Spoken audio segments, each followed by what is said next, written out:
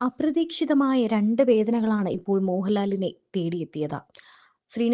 തന്റെ ഉറ്റ സുഹൃത്തിന്റെ മരണത്തിനു പിന്നാലെ മോഹൻലാലിനെ തേടിയെത്തിയത് തന്റെ അമ്മയുടെ മരണവാർത്ത തന്നെയാണ്. ഷൂട്ടിംഗ് തിരക്കുകളിലായിരിക്കുമ്പോഴാണ് മോഹൻലാലിനെ തേടി തന്റെ അമ്മ വിട്ടുപോയി എന്ന വാർത്ത എത്തുന്നത്. കുറച്ചു നാളുകളായി ആരോഗ്യപരമായ ചില പ്രശ്നങ്ങളിലായിരുന്നുവെങ്കിലും ആരോഗ്യപരമായി വീണ്ടെടുത്തു വരികയായിരുന്നു അദ്ദേഹത്തിന്റെ അമ്മ. എന്താണെങ്കിലും തന്റെ മകന്റെ അവസാന നേട്ടം കാണാനും, അല്ലെങ്കിൽ ഈ ഒരു നേട്ടം കണ്ടുകൊണ്ട് തന്നെയാണ് ആ അമ്മ കണ്ണടച്ചത്.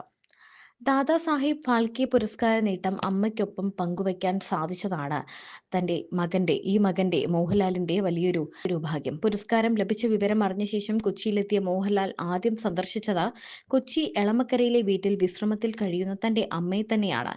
അമ്മയുടെ അടുത്തേക്കാണ് ആദ്യം പോയത്. അതങ്ങനെ തന്നെയല്ലേ വേണ്ടത്? ഈ നേട്ടം കാണാൻ അമ്മയ്ക്ക് ഭാഗ്യമുണ്ടായി. അമ്മയ്ക്കൊപ്പം ഈ നേട്ടം പങ്കുവയ്ക്കാൻ എനിക്കും ഭാഗ്യമുണ്ടായി.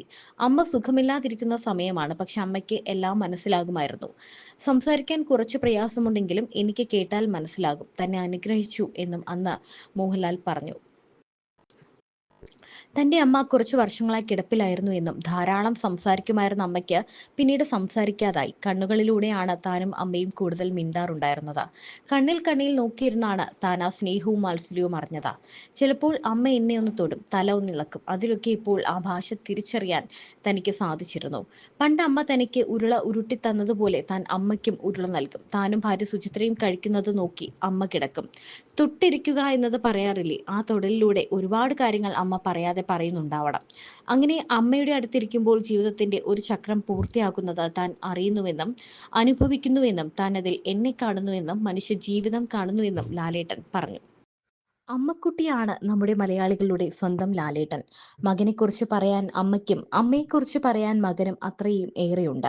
ലാലു എന്നാണ് മകനെ അമ്മ സ്നേഹത്തോടെ വിളിക്കുന്നത്. തന്റെ മോനെ സിനിമയിൽ കൂടിയാണെങ്കിലും ആരെങ്കിലും അടിക്കുന്നത് കണ്ടാൽ വേദനിക്കുന്ന ഒരു പാവം അമ്മയായിരുന്നു ശാന്തകുമാരി അമ്മ. വാനപ്രസ്ഥം ഷൂട്ടിങ്ങിന് തന്റെ മകൻ കുറേയേറെ ബുദ്ധിമുട്ടി എന്നൊരിക്കൽ അമ്മ പറയുമ്പോൾ ആ ശബ്ദം ഇടറിയിരുന്നു. മണിക്കൂറുകൾ വെള്ളം പോലും കുടിക്കാതെ തന്റെ മോൻ കഷ്ടപ്പെട്ടാണ് അഭിനയിക്കുന്നതെന്നും വേദനയോടെ അമ്മ ഓർത്തിരുന്നു. ഇപ്പോൾ വാർദ്ധക്യത്തിന്റെ ബുദ്ധിമുട്ടുകളൊക്കെ ഏറെ ഉണ്ടായിരുന്നു അമ്മയ്ക്ക്. ഇടയ്ക്കിടെ അമ്മയുടെ അടുത്തെത്തി ലാലുവായി മാറുമ്പോൾ അമ്മയെ പഴയ നിലയിലേക്ക് എത്തിക്കാൻ ഏറെ ശ്രമിക്കുകയും മോഹൻലാൽ ചെയ്തിരുന്നു.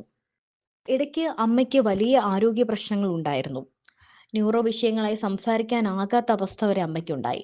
അതിൽ ഏറെ സഹായിച്ചത് അമൃതയിൽ ന്യൂറോ ഡോക്ടർമാരായിരുന്നു എന്നും താരം പറഞ്ഞിരുന്നു. വർഷങ്ങളായി മലയാളികൾക്ക് സാന്ത്വനമാണ് അമൃതയുടെ ന്യൂറോളജി ഡിപ്പാർട്ട്മെന്റ്. മോഹൻലാലിന്റെ അമ്മ ആ ആശുപത്രിയിലായിരുന്ന സമയത്ത് മോഹൻലാലിന് അത് വീട് പോലെ തന്നെയായിരുന്നു. അമ്മയുടെ റൂമിന് മുന്നിലുള്ള റൂമിലായിരുന്നു മോഹൻലാലും താമസിച്ചത്. എന്നാൽ പിന്നീട് ഫോൺ ചെയ്തപ്പോൾ അമ്മയ്ക്ക് സംസാരിക്കാൻ സാധിച്ചു. അമ്മയുടെ അടുത്തെത്തുമ്പോൾ വാത്സല്യത്തോടെയുള്ള പെരുമാറ്റവും എല്ലാം കിട്ടാൻ സാധിച്ചത് അമൃതാനന്ദമയി ദേവിയുടെ കൃപയാണെന്നും ലാലേട്ടൻ പറഞ്ഞിരുന്നു.